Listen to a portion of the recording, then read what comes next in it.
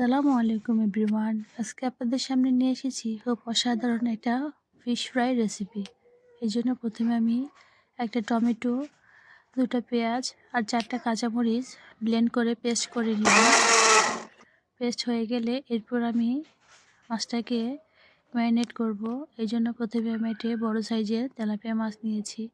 এর মধ্যে আমি দিয়ে দিলাম হাফ চা চামচ পরিমাণ হলুদের গুঁড়া, হাফ চা চামচ পরিমাণ মরিচের গুঁড়া, আর দিয়ে দিলাম হাফ চা চামচ পরিমাণ গরম মশলার গুঁড়া, আর দিয়েছি কোয়ার্টার চা চামচ পরিমাণ জিরার গুঁড়া।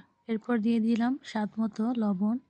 এরপর এর মধ্যে আমি দিয়ে দিয়েছি 1 চা চামচ পরিমাণ আদা রসুনের পেস্ট।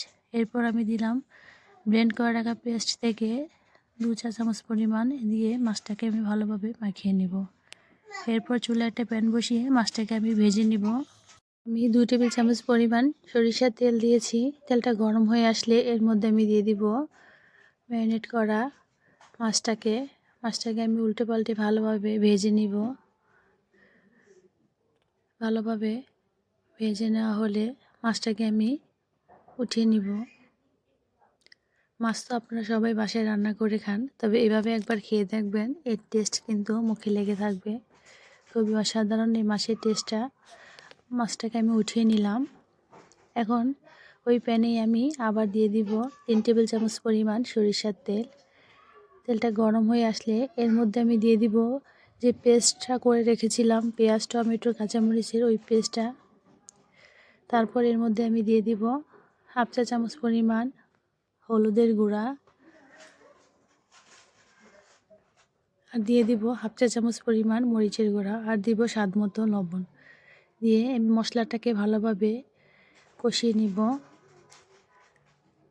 ভালোভাবে কষানো হলে এরপর এর মধ্যে আমি দিয়ে দিব আগে থেকে যে মাছটা আমি ভেজে রেখেছিলাম, সেই মাছটাকে আমি দিয়ে ভালোভাবে উল্টে পাল্টে ভালোভাবে ভাজা ভাজা করে নিব। আস্তে আস্তে সাবধানে উল্টাতে হবে, না হলে কিন্তু মাছটা ভেঙে যাবে। মাছটা কিন্তু আমার প্রায় ভাজা হয়ে আসছে। এর উপর থেকে আমি দিয়ে দিলাম ধনিয়া পাতা কুচি। ধনিয়া পাতা কুচিটা দিয়ে কিছুক্ষণ নেড়েচেড়ে রান্না করে নিব। মাছটা কিন্তু আমার হয়ে গেছে। আমি এখন নামিয়ে নিব চুলা থেকে। এই তো মাছটা নামিয়ে নিয়েছি। দেখেই কিন্তু বোঝা যাচ্ছে খুবই অসাধারণ হয়েছে এই মাছের রেসিপিটা। আপনারা বাসায় অবশ্যই ট্রাই করে দেখবেন। আর যদি ভালো লেগে থাকে তাহলে অবশ্যই একটা লাইক করবেন। আর যারা এখন আমার চ্যানেলটাকে সাবস্ক্রাইব করেনি, প্লিজ সাবস্ক্রাইব করবেন। আসসালামু আলাইকুম।